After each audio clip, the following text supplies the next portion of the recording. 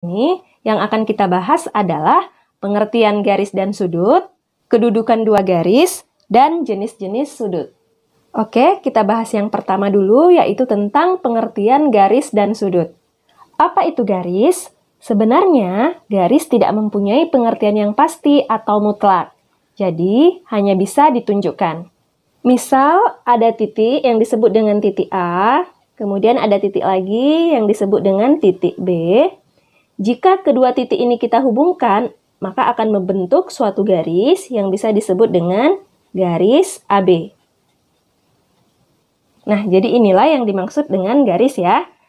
Lalu, apa itu sudut? Sudut itu dapat dipahami sebagai jarak putar antara dua buah garis yang memiliki titik pangkal yang sama.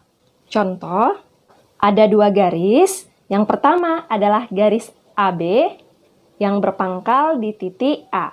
Kemudian, garis yang kedua adalah garis AC yang juga berpangkal di titik A.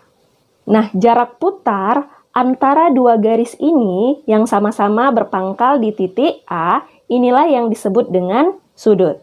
Nah, besar sudut ini bisa diukur menggunakan busur derajat ya. Kemudian, dua garis yang membentuk sudut ini disebut dengan kaki sudut. Berarti garis AB ini adalah kaki sudut. Garis AC juga disebut dengan kaki sudut. Sedangkan titik pangkal yang sama, yaitu titik A, ini disebut juga dengan titik sudut. Jelas ya? Nah, lalu bagaimana dengan penamaan sudutnya?